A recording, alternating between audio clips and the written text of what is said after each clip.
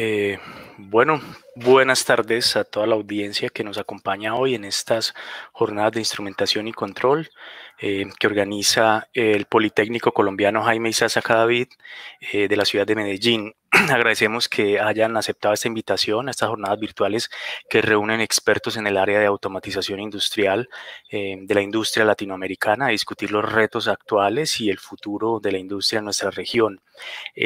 Los invitamos a que participen activamente de la conferencia haciendo preguntas y comentarios en vivo a través de la opción de comentarios que tiene YouTube. Esos comentarios pues van a ser respondidos por nuestro conferencista en algunos periodos. La conferencia va a durar 45 minutos. Al terminar esos 45 minutos tendremos 15 minutos donde el conferencista dará respuesta a aquellas preguntas que no hayan sido abordadas durante la conferencia, pero durante la conferencia con seguridad también va a estar interactuando con ustedes, haciéndoles ofreciendo algunas respuestas a varias de esas preguntas. Hoy nos acompaña el ingeniero Sergio Andrés Castaño Giraldo. El ingeniero está en este momento terminando su doctorado en la Universidad Federal de Río de Janeiro en Brasil. Hoy nos acompaña con la conferencia Educación en Sistemas de Control, la virtualidad como herramienta. El ingeniero es ingeniero en instrumentación y control. Terminó su maestría en el área de automatización y sistemas de control en la Universidad Federal Santa Catarina de Brasil y, como les mencioné, pues está terminando su doctorado en ingeniería química en la Universidad Federal de Río de Janeiro. Su foco de investigación ha sido la línea de control de procesos, automatización, modelado y optimización. Ha trabajado en proyectos de investigación para la industria petrolera, como por ejemplo Petrobras. El ingeniero Sergio lleva 4 años ya difundiendo la educación sobre la teoría de control a través del sitio web Control Automático de Educación y un canal de YouTube que ya tiene más de 35,000 suscriptores. Entonces, para no dar más preámbulo, los quiero dejar en manos del ingeniero Sergio. Ingeniero, es todo suyo a la audiencia. Ok, muchas gracias Juan, muchas gracias al Politécnico por esta invitación y por permitirme este espacio, principalmente para compartir un poco mi experiencia a lo largo de estos años difundiendo una disciplina una rama de la ingeniería realmente, que puede ser realmente compleja y por qué no aprovechar ahora estos medios virtuales, por ejemplo, en ese problema que estamos viviendo actualmente de la pandemia. Entonces vamos primero voy a compartir aquí la pantalla. Si no se me olvida.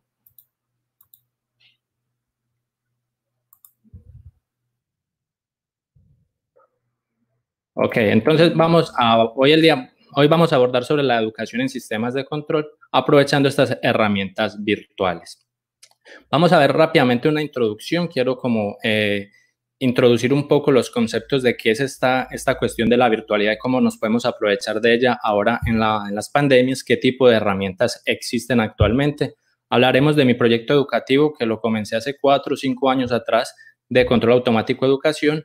Hablaremos un poco sobre qué herramientas se pueden utilizar en el caso de que ustedes quieran crear contenido audiovisual para enseñar no solo control, sino cualquier otra área de la ingeniería, enfocado principalmente para profesores, estudiantes o investigadores que quieran dar a conocer sus ideas. Y por último, pues veremos algunas consideraciones finales y algunas experiencias que yo he tenido que quizá les pueda servir a todos ustedes. Esto entonces será una charla no tan técnica como las que yo estoy acostumbrado a dar, pero creo que es bastante útil inclusive para lo que estamos viviendo actualmente.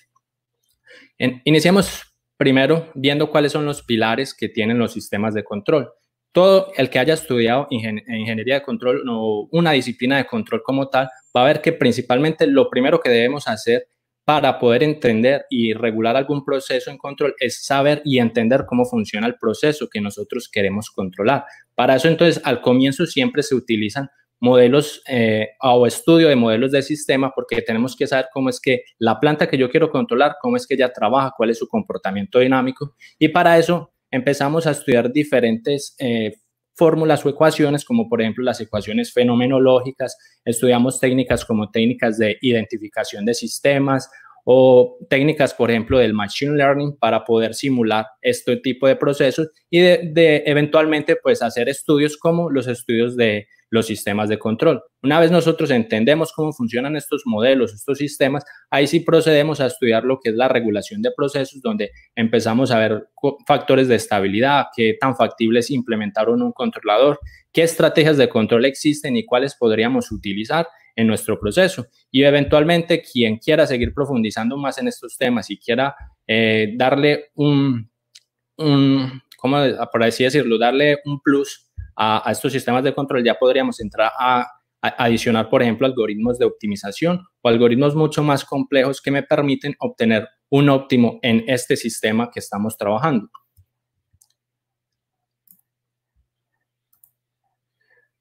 Inicialmente veamos que quien ha estudiado ingeniería o alguna disciplina de control y quien también ha tenido la posibilidad, por ejemplo, de enseñar algo sobre estos temas, se va a dar cuenta que enseñar un curso de control básico, vamos a hablar primero de controles, de los cursos más básicos, esto puede ser una tarea bastante desafiante, porque existen muchos temas que son teóricos y prácticos y cabe la pregunta de saber qué temas debo incluir para mis alumnos o qué temas debo empezar a estudiar si yo soy un apasionado por estos temas y qué temas pues debo comenzar a dejar por fuera y tal vez estudiarlos más adelante.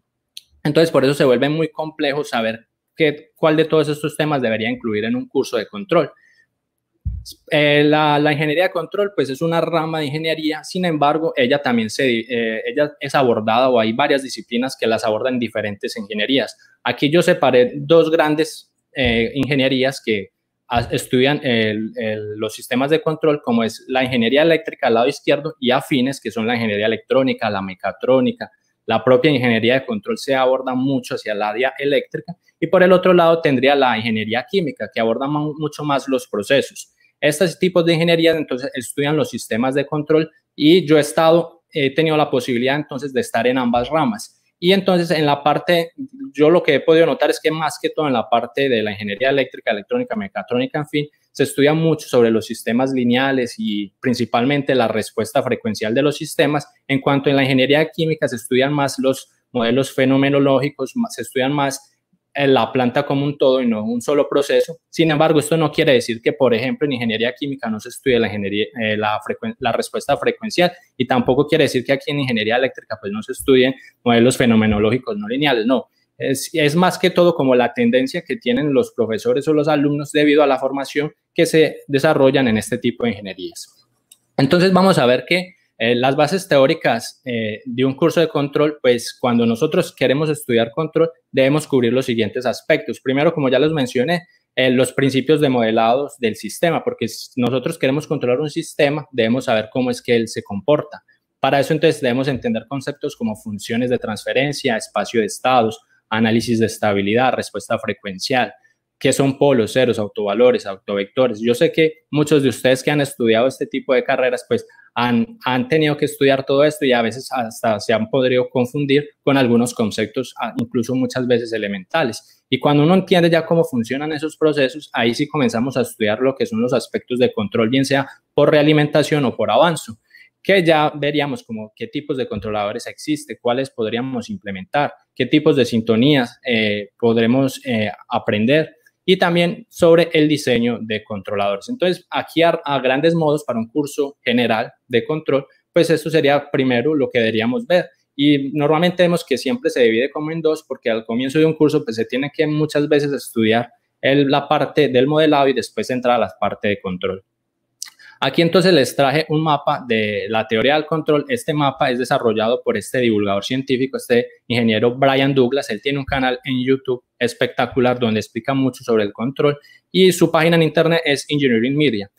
Brian Douglas condensó en este mapa de la teoría del control varios de los aspectos que, como ya les he venido diciendo, pues tratamos en la ingeniería de control. Vemos que inicialmente tenemos una etapa de planeación, donde vamos a empezar a analizar cuál es el proceso que nosotros queremos controlar, qué tipo de estímulos le podemos inyectar a las entradas para ver cómo se comportan sus salidas. Y después de eso, entramos a una etapa de análisis de sistemas, donde tenemos un montón de herramientas matemáticas para estudiar, por ejemplo, la estabilidad, la controlabilidad y observabilidad de un sistema, analizar la respuesta frecuencial utilizando, por ejemplo, el diagrama de Bode, el diagrama de Nyquist, analizando, por ejemplo, el plano de fases para mirar el movimiento de los autovectores y los autovalores en un sistema.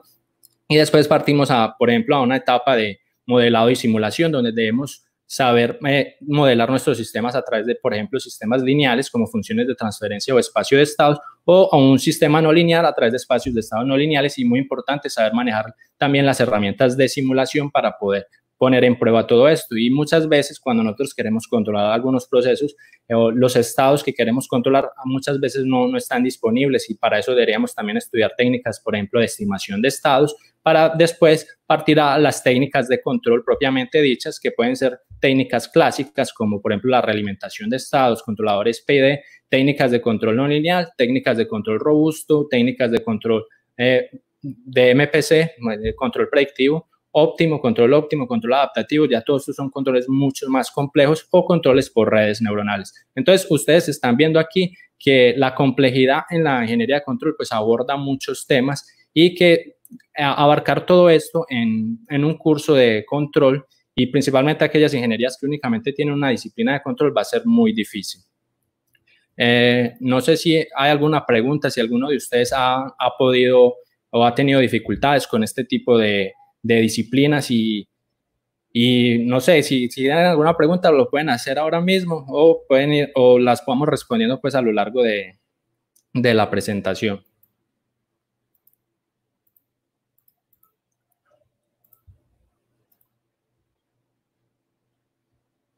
Opa, aquí. Muy bien, entonces, ¿cuáles son las principales dificultades que hay en un curso de control? Pues principalmente que el curso es relativamente exigente en su fundamento matemático. Y estas exigencias matemáticas muchas veces opacan los principios del control, porque muchas veces los estudiantes no entienden para qué tanta matemática, para qué tantas cosas que se tienen que aprender, y al final pues no le ven esa esencia que nos trae los sistemas de control. Y otra de las problemáticas que también he abordado, todas estas problemáticas que les estoy trayendo aquí son problemáticas que yo he vivenciado a través de mis redes, y incluso todo esto que estoy trayendo está basado en estudios científicos, que les voy a dejar al final de esta presentación la bibliografía para que quiera ver los estudios que yo consulté para desarrollar esta presentación. Es que muchas veces también los estudiantes que tienen ese acercamiento a nivel industrial, muchas veces ellos afirman que todas esas estrategias de control pues no las llegan a aplicar a nivel laboral, y muchas veces se restringen los sistemas de control se restringen mucho a la etapa de investigación. Entonces, si nosotros somos estudiantes o profesores o personas que nos gusta esta área de la ingeniería, pues deberíamos tal vez de darle un especial énfasis en estas dificultades, para tratar de avanzar en la ciencia, en esta rama de ingeniería, para abordar de pronto este tipo de dificultades. Vamos a hablar un poco de la evolución de la educación en estos tiempos. Inicialmente, la educación comenzó con ese concepto que se conoce como la educación 1.0, que era por allá en la Edad Media, donde pues la enseñanza era restringida a un grupo pequeño de personas, y para esa época funcionaba súper bien. Y el conocimiento pues era un privilegio de un pequeño grupo de personas, donde había un mentor que era el que tenía el acceso al conocimiento, y pequeñas personas podrían intercambiar ideas con el mentor, y paulatinamente pues se encontraban con él, y él les podría ir enseñando y transmitiendo sus conocimientos. Sin embargo, cuando apareció la revolución industrial, apareció también el concepto de la educación 2.0. En este contexto, pues ya las industrias necesitaban de personas que fueran capacitadas para el mercado laboral, y ahí entonces comenzaron a aparecer las instituciones de educación, donde, por ejemplo, las personas ingresaban a un horario, salían a un horario también determinado, y en ese tiempo de estudio, pues se estudiaban los diferentes conceptos que se deberían aplicar para salir al mercado laboral, y en esa época funcionaba súper bien este modelo de educación. Sin embargo, actualmente, pues estamos en esa transición de entrar en la educación 3.0. Esta todavía demora un tiempo de entrar totalmente de lleno en esta educación 3.0, sin embargo ya estamos entrando paulatinamente. Incluso ustedes se darán cuenta que todavía traemos vestigios de las educaciones pasadas, especialmente la 2.0, y en estos tiempos modernos, para este tipo de educación, pues ya el objetivo se centra más en el estudiante y no tanto en el profesor. Quiere decir que el profesor va a estar ahí simplemente para orientar al alumno, pero ya la idea de la educación 3.0 es tratar de estudiar a una determinada habilidad. Por ejemplo, muchos de ustedes, si quieren aprender cualquier tema que no esté en su pensus de estudio, por ejemplo, Es muy fácil ustedes entrar en internet y buscar un curso de cualquier tema específico y ustedes lo van a encontrar y van a adquirir esa habilidad. Es más, existen actualmente empresas, y eso también yo lo he visto aquí en Brasil, que hay empresas que ya contratan a las personas no por su título académico, sino por las habilidades que tienen. Por ejemplo, si una empresa necesita a alguien que sepa Python, pero una persona que, no sé, que estudió medicina, hizo un curso de Python y sabe mucho Python, puede pasar en ese proceso laboral porque ya las empresas tienden a buscar personas que tienen una habilidad para cubrir alguna necesidad, y eso todo lo trae ese contexto de la educación 3.0. Entonces, abordando eso, vamos a hablar un poco de la virtualidad, como herramientas adecuadas apoyadas en las TICs nos sirven como un apoyo educacional para las enseñanzas de las ingenierías que existen tradicionalmente y de las ingenierías emergentes que están comenzando a aparecer por causa de la revolución industrial 4.0. Ustedes saben que a medida que van pasando los años van a aparecer nuevas ingenierías y nuevos empleos, y también ingenierías tradicionales muy posiblemente tiendan a desaparecer. Y vamos a abordar un poco entonces sobre los recursos virtuales online que pueden servir como un complemento al salón de enseñanzas de clases tradicionales, especialmente enfocados a la ingeniería de control, que es como mi experiencia personal que he tenido en estos años. Hablemos un poco entonces del aprendizaje activo con estímulos audiovisuales para la enseñanza en la teoría del control.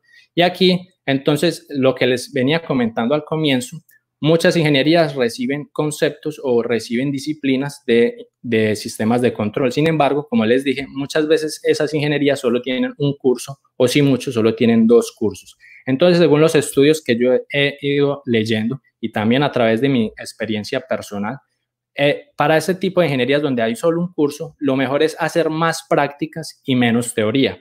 Y eso, claro, aquí lo detallo, que eso depende mucho de los objetivos del curso, porque un curso básico de control de procesos, que para algunos estudiantes va a ser su único curso de control, entonces lo ideal es que los estudiantes puedan resolver problemas prácticos y reales para que al momento en que ellos estén en el mundo laboral, por lo menos tengan ese acercamiento y esa noción de qué es un sistema de control y no estén tan opacados por todo el conceptual matemático teórico que tienen este tipo de disciplinas. Ya más adelante, pues entrará la etapa de profundización para las personas que, por ejemplo, les gustó esta línea de investigación o esta línea de ingeniería como tal. Entonces, estos estudiantes ya podrán estudiar, bien sea ellos solos, autodidactamente, o entrar a un curso de posgraduación que ya esté totalmente enfocado a los sistemas de control. Para esto, entonces, vamos a necesitar también de mucho apoyo virtual, bien sea para personas que van a ver el curso una vez o personas que seguirán profundizando más en estos temas, como por ejemplo, ustedes si han estudiado ingeniería saben que existen muchos software de ingeniería que nos van a permitir simular tanto los procesos que nos podríamos encontrar a nivel real como los sistemas de control. Y algo muy importante que yo he notado es también tener un apoyo extra con material multimedia, como por ejemplo los videos que yo he ido produciendo y que hay muchas personas que van produciendo, y esos videos o esos material extra que hay fuera del salón de clase, pues ayudan en un mejor entendimiento de todos estos temas complejos. Veamos que a nivel de ingeniería, pues existen diferentes software de simulación. Por ejemplo, ustedes han podido estudiar alguno de estos software, me imagino, el MATLAB, el MATCAD, el Matemáticas, el Python, el Octave, que es la versión libre del MATLAB, el Simulink, o este que es el EMSO, que lo usamos mucho aquí en Brasil para la simulación de procesos. Entonces, muchas veces, por ejemplo, si tenemos un curso dentro de una ingeniería que solamente recibe, por ejemplo, un curso de control, y si no se saben manejar estas herramientas, entonces qué bueno sería nosotros tener como una ayuda adicional, por ejemplo, unos videos donde el profesor nos explique, bueno, el comando para modelar un sistema sería esto, el comando para crear un controlador sería esto, y para de esa manera entonces aprovechar mejor el profesor en la sala de clases como para solucionar dudas o como para mirar aspectos más prácticos de lo que se pueden hacer con los sistemas de control. Vamos a ver que para poder divulgar nuestras ideas, si ustedes quieren divulgar sus ideas como educadores o como estudiantes, como investigadores, ustedes quieren dar a conocer su conocimiento y ayudar a la comunidad a seguir avanzando en la ciencia, pues existen sistemas de gestión de aprendizaje, que en inglés sería Learning Management System o LMS, que muchos de ustedes van a conocer estas plataformas. Primero está YouTube o Vimeo, que son plataformas de hosting de video, Si ustedes no sabían, por ejemplo, YouTube es el segundo buscador más grande del mundo. Aquí en YouTube entran muchísimos estudiantes con un montón de dudas que quieren resolver de diferentes áreas y normalmente pues hay personas o divulgadores que se encargan de transmitir sus conocimientos en este tipo de plataformas. También estaría Udemy. Udemy ya es una plataforma donde ustedes podrían encontrar diferentes cursos, casi que hay curso para lo que sea y son cursos a un costo muy bajo y el estudiante podría entonces aprender o tomar la habilidad, una habilidad que esté interesado, lo que hablábamos al comienzo de la presentación. Lo que está enfocado el aprendizaje 3.0 es a reforzar habilidades y principalmente si son habilidades que ustedes están motivados porque quieren aprender sobre eso, entonces le podrían sacar el mayor provecho a estas herramientas. Estas herramientas que mostraré aquí son algunas nomás, pero son las que están más orientados como a personas del común poder entrar y difundir sus ideas y montar sus contenidos. Ya hay otras plataformas que ya son más empresariales o más de universidades como Coursera, Moodle, EDX, el Khan Academy o el Platzi, que también son plataformas donde podemos hacer cursos y poder mejorar nuestras habilidades en diferentes aspectos. Entonces, empecemos hablando un poco de mi proyecto educativo, que se conoce como Control Automático de Educación. Aquí está entonces el sitio web. Este sitio web entonces comenzó a operar en febrero del 2015 en medio de mis estudios de maestría. No sé si hay alguna pregunta por aquí.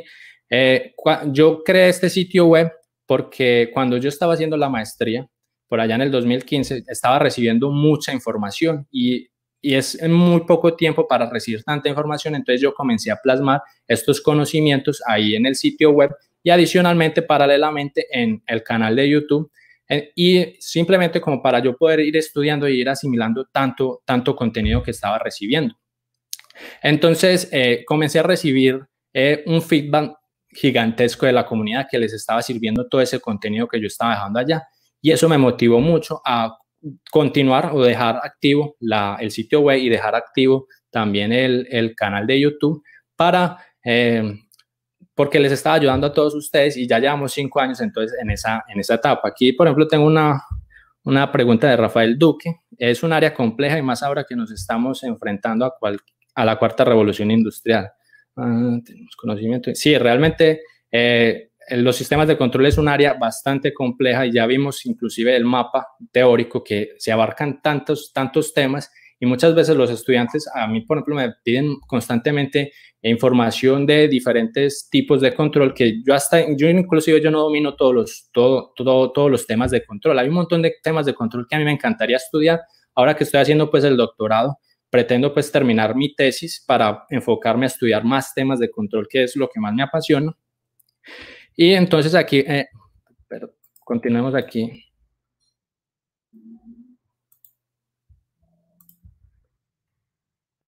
Entonces, volviendo aquí ahorita a solucionar más dudas, aquí al sitio web, vemos que actualmente el sitio web de Control Automático de Educación cuenta con 140 lecciones diferentes de diversos temas tratados en la ingeniería de control principalmente. Y este sitio web también ha ido evolucionando porque yo no tenía ni idea de cómo crear un sitio web. Entonces me tocó empezar a estudiar cómo es que se hacía eso. Y me tocó también empezar a estudiar sobre, bueno, cuáles son la mejor forma de ubicar las ideas. Por ejemplo, ahora el sitio web cuenta con navegación por clúster, que le ayuda a los estudiantes a encontrar de una mejor manera, por ejemplo, las información de los cursos o de la información que ellos están interesados. Y también me tocó aprender sobre técnicas SEO. Yo no tenía ni idea de qué era eso. Técnicas SEO son técnicas, por ejemplo, cuando ustedes tienen un sitio web, ustedes pueden crear el contenido más espectacular de este mundo, pero si ustedes no usan técnicas SEO, que son las técnicas que Google utiliza para poder posicionar contenido, pues por más espectacular que sea ese contenido no va a ser encontrado por nadie. Entonces, son constantes aprendizajes que esto me ha traído también y he podido compartir entonces mis ideas y poder como plasmar este sentimiento por esta rama de la ingeniería. Aquí vemos un poco de las métricas que ha tenido el sitio web. Aquí arriba, no sé si ustedes consiguen ver porque aquí de pronto los números son pequeños, pero tenemos, por ejemplo, aquí un gráfico de barras de las visitas mensuales cada mes que ha tenido el sitio web. Entonces vemos que, claro, al comienzo como habían pocas entradas y pocas lecciones, pues el sitio web iba teniendo pues va aumentando en visitas a medida que va avanzando el tiempo. Y inclusive el 2019 fue muy bueno y ahora el 2020, por causa de lo que todos sabemos, la pandemia, casi que todo el mundo se volcó a la virtualidad, todo el mundo se volcó a empezar a entender estas herramientas virtuales. Y incluso aquí en el 2020 hemos casi que alcanzado las 150,000 visitas mensuales solo en el sitio web. Y adicionalmente vemos aquí abajo las estadísticas, por ejemplo, del último año del sitio web. Vemos que hemos recibido visitas de prácticamente todos los países del mundo, a excepción de algún que otro país que no hemos recibido, pero se ve que se recibe visitas de muchas partes del mundo. Claro, el sitio web pues está enfocado en español. Si ustedes lo difunden sus ideas, por ejemplo, en inglés, ustedes tendrían un alcance tremendo. Y aquí al lado izquierdo tenemos como el top 12 de los países que más visitan el sitio web, donde los 3 primeros serían entonces México, Colombia y España. Vemos que, por ejemplo, en México ya se recibe, esto es por año, este es del último año, 344,000 visitas solo de México, de personas que están interesados con temas relacionados a temas que se ven en la ingeniería de control. Adicionalmente a esto, entonces tenemos también el canal de YouTube de Sergio Castaño. Es un canal que actualmente tiene 255 videos casi que enfocados todos al control. Claro que hay videos también que yo trato de que todo esté muy centrado al control. Sin embargo, pues abrimos un poco también el espectro para enseñar cosas que se enseñan en control, como por ejemplo programación, microcontroladores. Entonces eso ayuda también a atraer más personas, pero yo siempre trato de enfocar todo mucho a esta área. Vemos que actualmente el canal cuenta ahora con 40,000 suscriptores, una cosa que yo nunca me imaginé que esto pasaría. Yo solamente estaba colocando ya las ideas porque a mí me interesaba enseñar. De hecho, esa es una de las razones por las que yo estaba haciendo la maestría, porque mi objetivo era hacer el doctorado para poder dedicarme a la docencia y dedicarme a la investigación, que es lo que más me gusta. Y lo más importante de este canal de YouTube es la interacción constante con las personas y cómo es que las personas ven esta área, cuáles son las dificultades que ellas han tenido, incluso que ya las hemos resumido un poco en las presentaciones anteriores.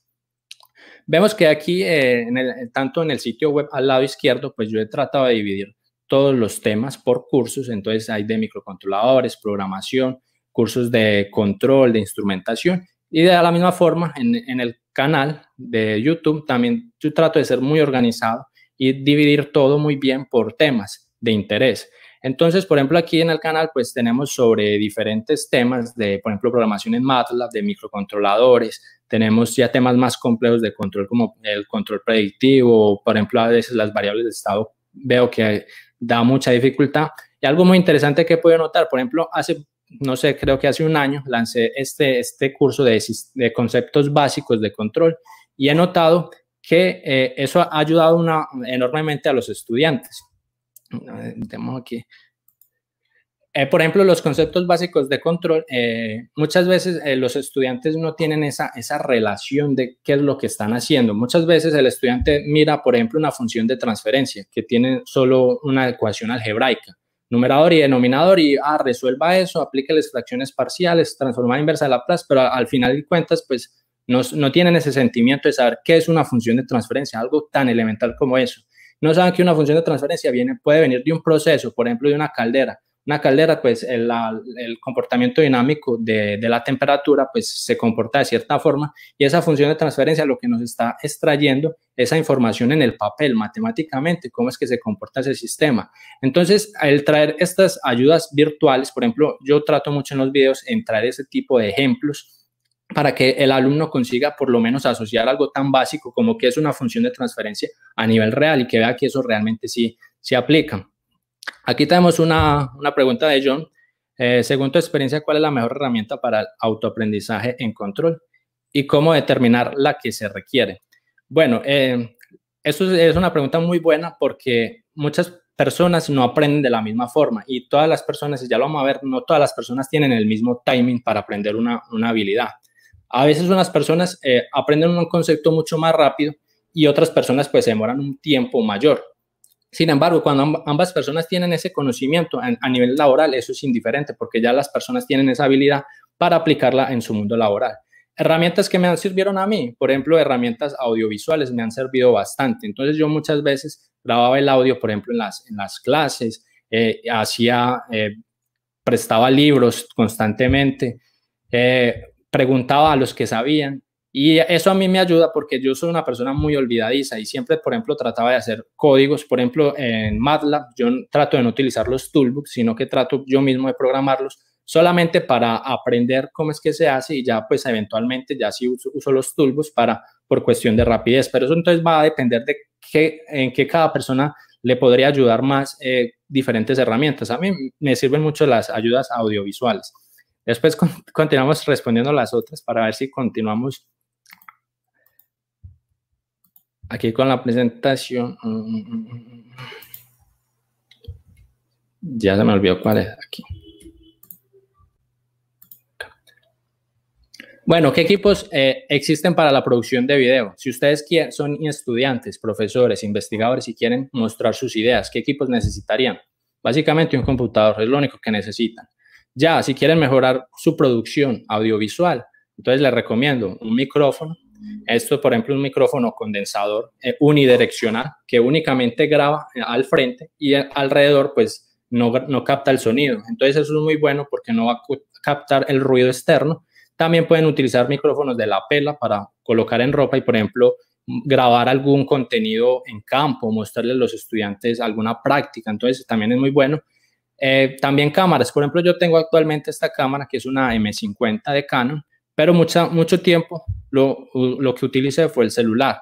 Esto, claro, si ustedes quieren aparecer en el video de lo que ustedes están divulgando, ya van a ver que aparece en el video, es muy importante, eso lo voy a explicar más adelante, pero no es necesario. Entonces, también obviamente un trípode para colocar esta cámara, por ejemplo, y muy importante, la iluminación. Si ustedes quieren aparecer en el video, es importante que se vea a la persona, entonces que haya una buena iluminación. Y algo también que yo he notado mucho en la divulgación de contenidos de educación es tener un lápiz digital óptico. Yo no lo utilizo porque no me gusta, yo utilizo más el PowerPoint.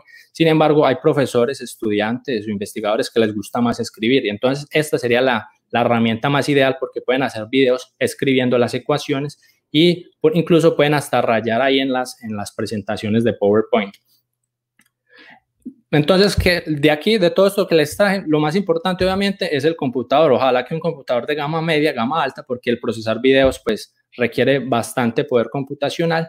Y si ustedes tuvieran que invertir en alguna de estas cosas, lo que yo les aconsejo que deberían invertir es en un buen micrófono, porque el sonido es fundamental en todo video de educación. Usted puede tener un video crear un video que visualmente sea espectacular, que sea precioso, pero si tiene un ruido de fondo en el sonido, ahí te has tirado tu video. El sonido, si está mal grabado, distrae demasiado al estudiante. Y incluso esa fue una de las principales críticas que yo tuve cuando comencé el canal en YouTube, que yo le colocaba música de fondo a los videos de educación. Entonces, todo el mundo me decía, no, quite esa música, y realmente una música al fondo distrae mucho. Entonces, siempre es mejor no colocar nada de música y tener un buen sonido que se pueda entender bien lo que estamos tratando de comunicar con nuestro medio audiovisual. También necesitamos software, principalmente software que nos ayuden a capturar la pantalla. Por ejemplo, ¿qué nos ayuda a grabar la pantalla? El Camtasia es un software que nos ayuda a hacer eso. El PowerPoint, el propio PowerPoint tiene la forma de grabar pantalla. Está el Loom y el Screencast-Matic. Estos son software que entonces capturarían la pantalla en el caso que queramos presentar un PowerPoint o queramos mostrar algún documento. Y posteriormente esos videos pues ya deben ser editados. Por ejemplo, el Camtasia es el que yo uso porque en el Camtasia, además de grabar la pantalla, me permite hacer la edición. Pero existen otros programas de edición, por ejemplo, el Adobe Premiere Pro o el Sony Vegas. Ya estos son programas un poco más complejos, tienen un montón de herramientas de edición. Yo personalmente para videos de educación pues solo utilizo el Camtasia porque las ediciones realmente son muy básicas. Por ejemplo, ¿qué edición hago? Cuando yo estoy grabando un video, por ejemplo, yo me quedo callado, no hablo. Entonces, esas partes donde yo me quedo callado, pues yo las corto. ¿Para qué? Para que el video quede más dinámico y obviamente, para reducirle el tiempo del video. Recomendación entonces en este ámbito. Primero, dividir los temas tratados en videos cortos de 10 a 15 minutos. Esto es uno de los tópicos que a mí personalmente me cuesta mucha dificultad porque a mí me gusta prácticamente enseñar todo paso por paso y al hacer eso pues hace que el video pues, se extienda mucho Entonces, sin embargo, según mi experiencia, yo he visto que a la mayoría de gente, inclusive a mí, pues nos gustan videos más cortos. Por ejemplo, en YouTube lo que yo hago constantemente es aumentarle la velocidad al 2x a todos los videos que yo veo en YouTube, porque soy muy desesperado viendo videos. La presencia de la imagen del profesor en el video que estamos haciendo es preferible, lo que les decía, el tener una cámara para podernos grabar. ¿Por qué es preferible nosotros aparecer en la cámara? Es porque le estamos introduciendo ese elemento humano a nuestro video. Muchas veces los estudiantes están estudiando algún concepto, por ejemplo, en la ingeniería de control o lo que sea, y quieren ver quién está atrás de ese video. Entonces, al aparecer en los videos, pues da esa presencia humana, como de ver quién es la persona que nos está hablando, quién es la persona que nos está enseñando.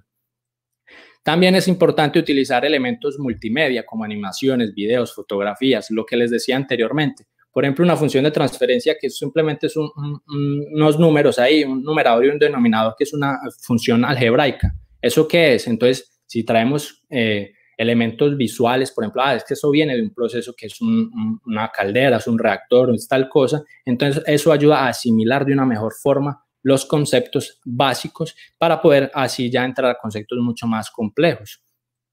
Y las expresiones matemáticas también, como en estos tipos de sistemas de control, pues hay mucha matemática involucrada. Lo que yo hago es hacer que las ecuaciones vayan apareciendo poco a poco. Sin embargo, a los que tienen ese lápiz digital también es una excelente forma porque pueden ir digitando y haciendo las ecuaciones, y así la persona que está estudiando los videos puede ir acompañando la resolución del problema.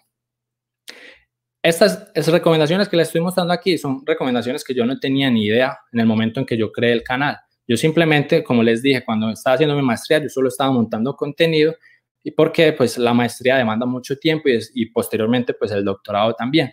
Sin embargo, a mediados como del 2018, por ahí en noviembre del 2018, yo comencé a aplicar todas estas recomendaciones, comencé a estudiar cómo funcionaba YouTube, porque yo nunca me había puesto como en esa tarea, y comencé a aparecer en los videos. Por ejemplo, yo nunca aparecía en los videos, compré varios equipos, por ejemplo, el micrófono, entonces mejoré de una manera drástica el canal en su calidad.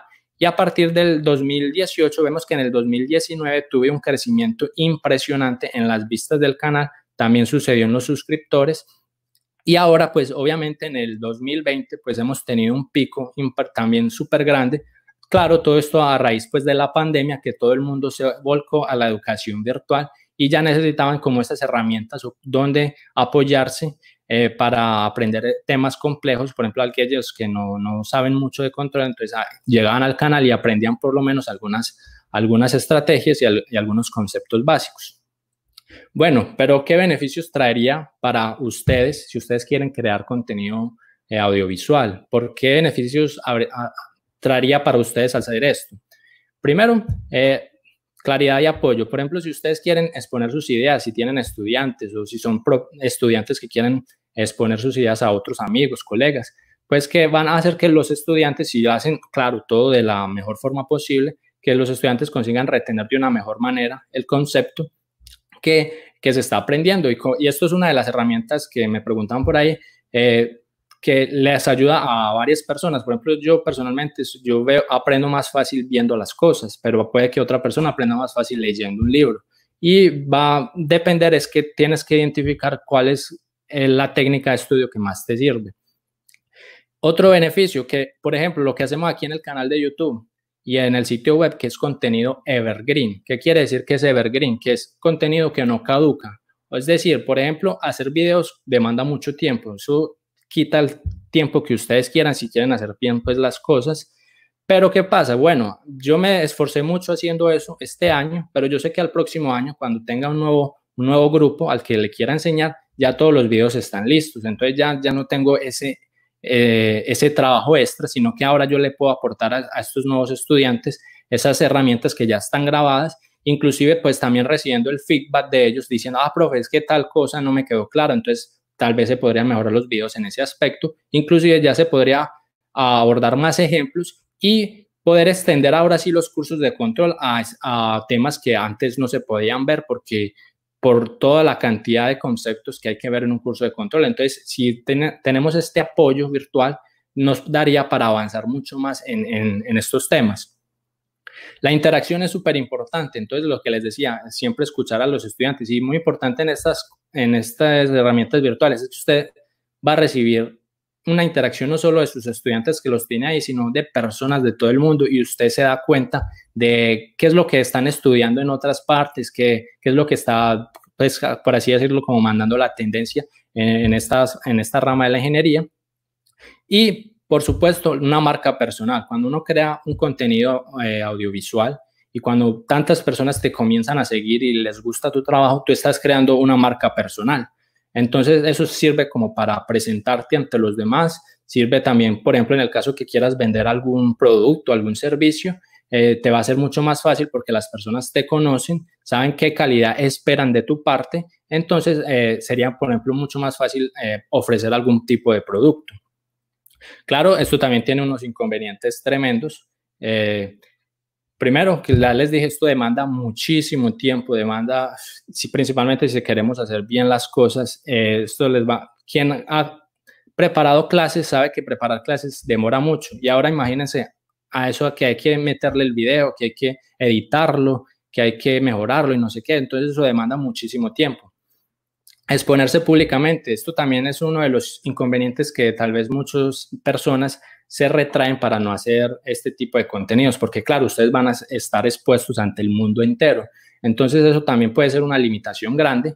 El hablar a la cámara también puede ser un poco incómodo, por ejemplo, yo ya me he ido acostumbrando, aquí en este momento pues yo le tengo que hablar al lente de la cámara, pero si yo me pongo a mirar, mi cámara tiene una pantalla que está aquí al lado, entonces queda como raro que yo esté mirando para el lado, o si estoy mirando aquí para mi computador, también queda raro porque no estoy mirándolos a ustedes. Entonces, ese manejo de cámara también es un proceso que uno va adquiriendo a lo largo del tiempo. El cometer errores en público, obviamente todos somos humanos, uno no se las sabe todas. Y yo, por ejemplo, en mis videos he cometido también errores. Lo bueno es que la comunidad siempre me dice, hey Sergio, mira que en el minuto tal hay un error de tal cosa, un cálculo no dio. Entonces yo voy y lo miro, entonces si efectivamente, si el error es muy grotesco, pues lo que yo hago es remover el video y volverlo a subir. Si ya el error es pasable, entonces lo bueno es que el sitio web y el canal de YouTube están asociados. Entonces yo en el sitio web consigo corregir todo, en YouTube todavía no es posible, pero siempre dejo el comentario y el enlace al sitio web para que vean pues ya la información más actualizada con todos los errores corregidos. Y obviamente los haters, cuando nosotros nos exponemos a esta vida pública, pues van a existir muchos haters, muchos trolls, por así decirlo, personas que se sientan así, súper, no sé, que quieren ofender a otro porque están detrás de una pantalla y no los van a ver. Entonces también es importante saber lidiar con eso. Claro que como esto es un canal de educación, pues el hate que se recibe relativamente es poco. Yo llevo 5 años aquí en la plataforma de YouTube, creo que en esos 5 años he tenido unos 8 haters, si no estoy mal. Lo bueno es que YouTube me permite banearlos o silenciarlos. Entonces, siempre que llega alguien inescrupuloso al canal, lo que yo hago es silenciarlo. Entonces, la persona puede digitar lo que le dé la gana, lo que quiera, y ese comentario solamente lo va a ver esa persona. Ni yo lo voy a ver, ni toda la comunidad lo va a ver. Entonces, yo también trato de mantener esta comunidad muy saludable en cuanto a esto.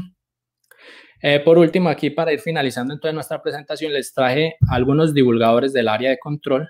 Realmente existen muy pocos divulgadores. Aquí traje algunos que superan, por ejemplo, la marca de los 10,000 suscriptores.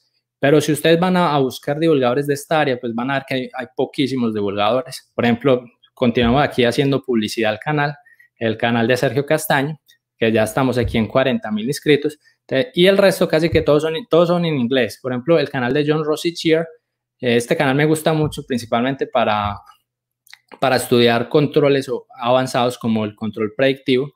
Tenemos el canal de Brian Douglas, que creo que es el más grande de todos. Brian fue el que hizo aquel mapa teórico del control que les mostré al comienzo de la presentación. Él tiene unas lecturas de control geniales y el hombre es un artista porque él tiene ese lápiz digital y él va dibujando y explica de una manera genial. Claro que la limitante pues de todo esto es que todos sus canales están en inglés, entonces hay que sobrepasar esa limitación pues obviamente del lenguaje. Tenemos también el canal de Kat Kim Show, que es una profesora que muestra en su tablero diferentes temas del control y también de eléctrica y electrónica. Tenemos este aquí que yo creo que el que más me gusta, el de Steve Brunton, que él tiene una forma de enseñar espectacular, enseña conceptos muy básicos y conceptos muy avanzados, y lo bacano que él tiene es que él tiene un tablero transparente aquí al frente y él va escribiendo hacia el frente y explica de una manera muy clara. Y por último tenemos el canal de John Hedingren, que es el AP Monitor, que él divulga mucho ese lenguaje de programación que se conoce como AP Monitor, pero también enseña mucho sobre MATLAB, Simulink, Python, y también promueve mucho una plataforma de enseñanza que él mismo creó, que es el laboratorio de temperatura. Entonces, él a través de ese laboratorio de temperatura consigue llevar hacia el mundo entero una forma muy práctica y divertida de aprender los sistemas de control a nivel físico. Esto entonces sería un poco la bibliografía que yo utilicé de algunos trabajos científicos que hablan un poco de los temas que yo les he ido comentando. Todas esas dificultades que yo vi también las he vivido yo a lo largo de mi experiencia. Y por lo menos espero que ustedes se animen, si tienen algún tema, bien sea de control o bien sea de otra rama de la ingeniería, que se animen a ayudarnos a seguir divulgando, por ejemplo, la rama de control, y a seguir avanzando, así sea un paso cada día en esta línea de la ciencia. Muchas gracias a todos por su atención. No sé si hay alguna pregunta. Bueno, aquí Andrea nos pregunta, ¿qué tan viable sería un curso completo de control virtual, aún sabiendo que la componente práctica es fundamental y más aún con procesos reales que en la virtualidad no son eficientes? Bueno, Andrea, es muy viable porque yo lo veo muy viable, principalmente porque si la persona que está impartiendo el curso sabe impartirlo de la mejor manera y sabe abordar todas las partes teóricas, porque las partes teóricas son muy pesadas, se puede llevar a la parte práctica a través de experimentos muy pequeños. Por ejemplo, lo que veíamos al final con el canal de AP Monitor, ellos tienen una plataforma en Arduino que es súper fácil de construir.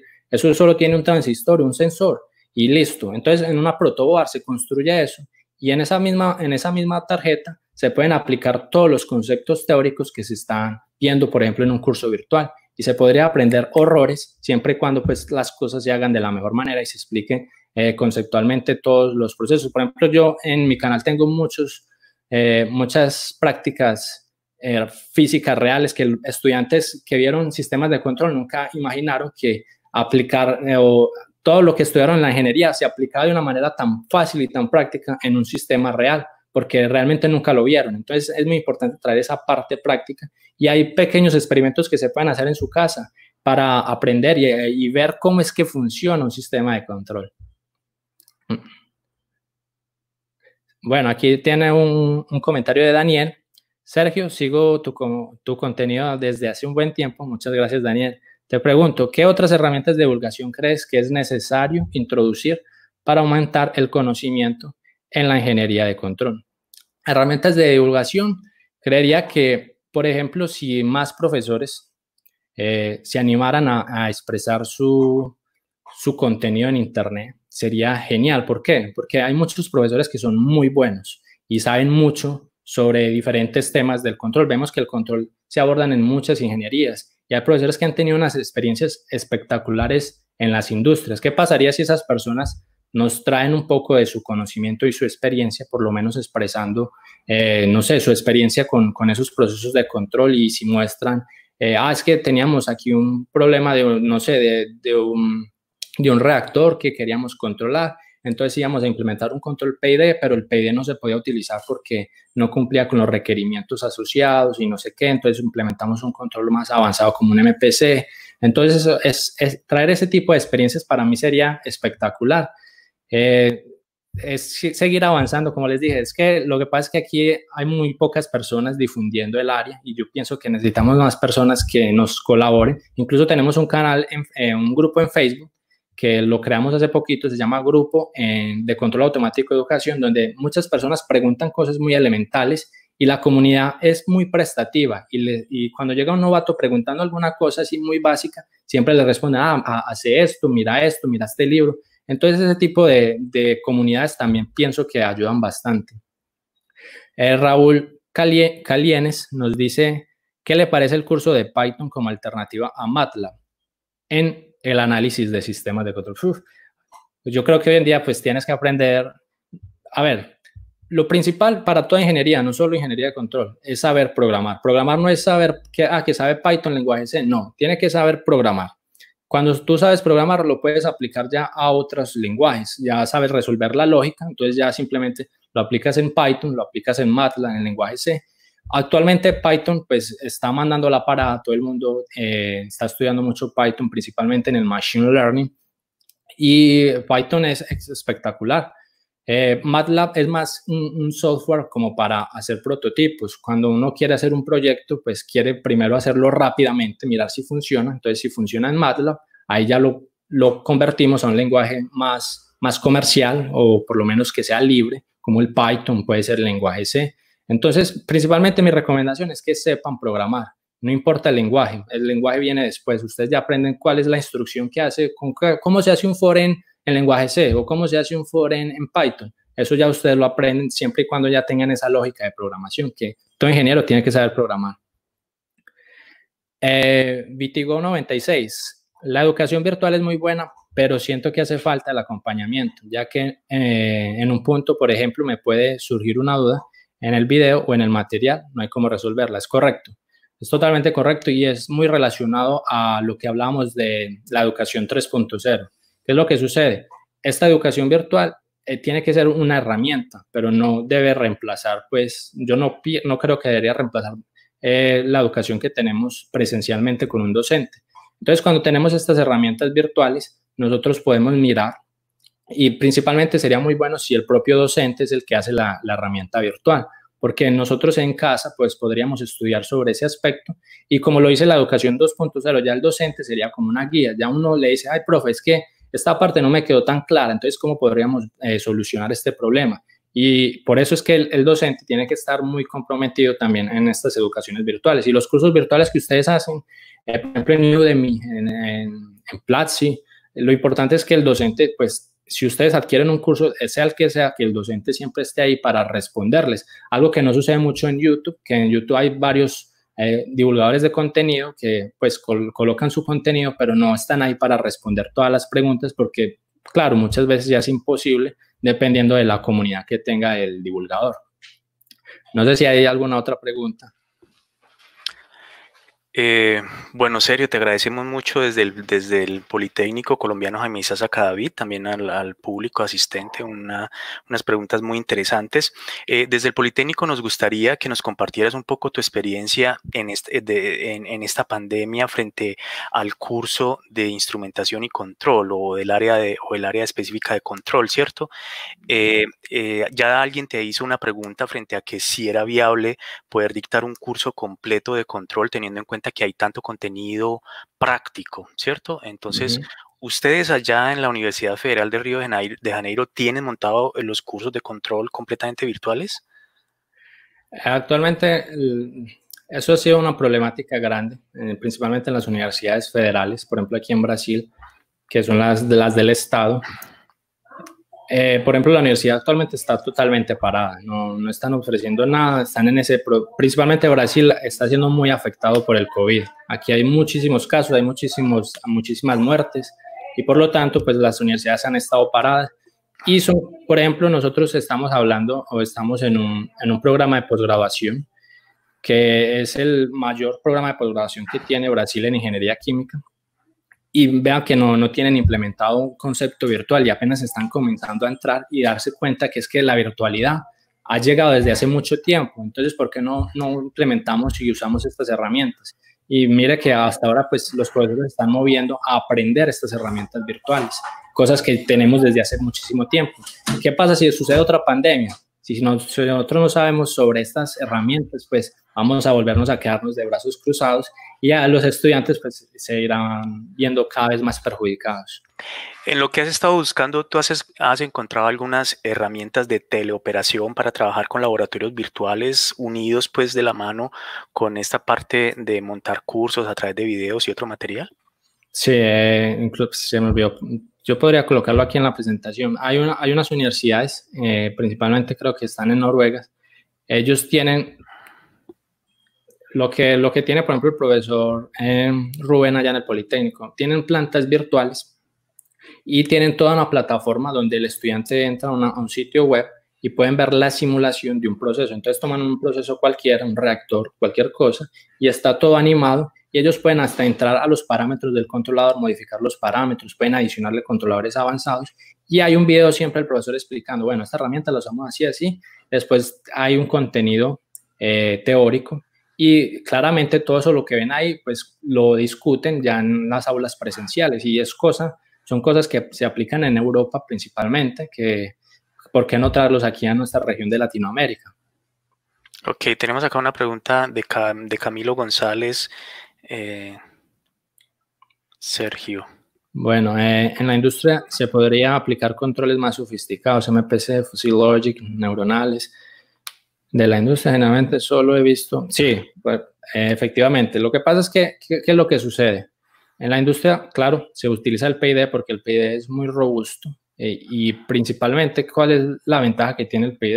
Que es un control muy simple, muy fácil de usar. Entonces, cualquier operador consigue usarlo. Incluso utilizan estrategias de sintonía de trial and error, ¿cierto? Prueba y error, porque es muy fácil sintonizar un controlador. ¿Qué pasa? Cuando ya entramos, por ejemplo, yo he trabajado en industrias petroquímicas, yo he trabajado en proyectos de investigación con la Petrobras. Cuando el proceso es muy exigente, no basta con tener un PID implementado, porque un PID te puede regular el proceso, sí, pero ¿qué pasa si tú quieres tener, por ejemplo, un ahorro energético? Quieres mejorar el consumo de energía de tu proceso. Si simplemente un trial and error del PID te regula, eso no te garantiza que estás mejorando el consumo de energía de tu proceso. Entonces, habrían sintonías, por ejemplo, para el propio PID, sintonías más adecuadas, o por qué no involucrarle una camada superior, por ejemplo, un control predictivo. En la industria de petróleo usamos mucho el MPC para darle los set points, por ejemplo, allá la camada regulatoria que es el PID. Entonces, en esas industrias más sofisticadas se usan mucho este tipo de controles. Por ejemplo, las industrias que hacen, aquí en Brasil hay una industria que crea lavadoras, incluso creo que ASEP en Colombia también lo hacen. Ellos utilizan controladores difusos en esos ciclos de lavado de la lavadora y no son controles PID, son controles ya un poco diferentes. Entonces, simplemente yo creo que hace mucha falta es como la divulgación sobre nuestra área para que sea más aplicado. El PID es muy usado, como les dije, porque lo puede usar un operador fácilmente, es súper simple de entender. Bueno, Sergio, nos acompaña también el profesor Nelson Muñoz del Politécnico Colombiano Jamisa Sacadí. Nelson. Sí, Sergio, con las buenas tardes y felicitándote por tu presentación. Quería preguntarte algo ya más personal. ¿Cómo ha sido ese cambio de estudiar ingeniería de control hacia, pues que siempre ha sido como aplicado más hacia la automatización, hacia la parte electrónica y todo eso, más ahora que estás un poco más involucrado en la química? Sí, eso fue un proceso, un cambio drástico, porque claro, como yo le explicaba al comienzo de la presentación, yo estudié ingeniería de control, después automatización en control, que es muy orientado a la parte de procesos, de electrónica, automatización. Sin embargo, en la maestría yo me di cuenta que el control era muy utilizado en los procesos químicos y que se utilizaba mucho en la ingeniería química. En la época yo no sabía ni siquiera que hay una diferencia entre ingeniería química y química. Son dos cosas totalmente diferentes. Y eso son cosas que yo, por ejemplo, yo desconocía. La ingeniería química está más enfocada a los procesos industriales. Y ahí fue cuando yo dije, no, yo si voy a hacer un doctorado, pues yo ya estudié, o por lo menos ya tengo un bagaje en esta línea, vámonos para la ingeniería química y estudiar los sistemas de control abordados en los procesos químicos. Al comienzo fue muy complicado porque los profesores hablaban de conceptos de ingeniería química que yo no tenía y yo me quedaba como que, ay Marina, yo seré capaz de hacerlo. Pero ya con el tiempo, pues uno se va acostumbrando y va trayendo. Y igual de todas maneras uno siempre está usando casi que lo mismo, que son las teorías del control. Lo que va cambiando es como el proceso que queremos controlar. Y algo bien positivo que sí me ha traído el hacer la ingeniería química, el doctorado en ingeniería química, es entender más los procesos fenomenológicamente, utilizando ecuaciones matemáticas. Eso yo creo que es uno de los principales, no sé, de las principales enseñanzas que me ha traído el doctorado. Pero sí fue complicado al comienzo, no fue nada fácil. Claro, claro que sí. Bueno, Juan Pablo, entonces... Sergio, una última pregunta para Sergio. Sabemos que dentro del público asistente hoy hay varios profesores del área de control. Nos gustaría que cierres la ponencia haciéndoles una recomendación a los maestros del área en términos de por dónde pueden arrancar con el tema de la virtualización de sus clases. Ok, principalmente invitarlos que entren a este mundo de la virtualidad, porque realmente yo recibo muchos mensajes. Ustedes no se imaginan los mensajes que recibo constantemente de personas que no entienden conceptos tan simples como qué es un polo o qué es un cero. Y son conceptos que inclusive no son del control, son conceptos que vienen hasta del cálculo. Entonces, lo principal es dejar el miedo. Si uno no puede tener miedo a exponerse públicamente, y muchas veces uno tiene ese miedo como, es que si me equivoco, pues es mucha gente que ve esa equivocación, ¿no? Pues lo que estamos haciendo aquí es tratando de aportar, y lo que yo siempre digo es que hay que avanzar, así sea pequeños pasos en la ciencia, en esta línea de investigación. Y los profesores tienen mucha experiencia, y inclusive yo soy un joven investigador, ahora estoy empezando con la docencia. Y claro, yo me he equivocado un montón de veces, pero yo sigo ahí porque la comunidad misma, ellos te motivan y ellos te dicen, es que tan bacano que por fin por lo menos pude ver realmente cómo es que se aplica eso en la vida real, porque al final todo siempre queda oscurecido por ese concepto matemático tan grande que tiene la ingeniería de control. Ok, Sergio, muchísimas gracias nuevamente de parte del Politécnico Colombiano Jaime Isaza Cadavid de la ciudad de Medellín, también a todos nuestros asistentes por atender a esta convocatoria. Les recordamos de las conferencias del día de mañana para que revisen sus correos electrónicos después de la inscripción.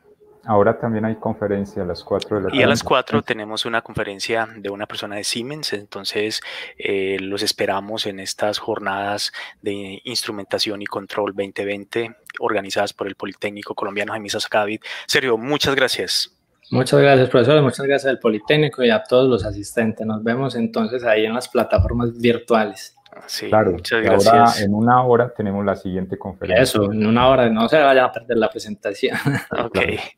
Bueno, muchas gracias. Chao.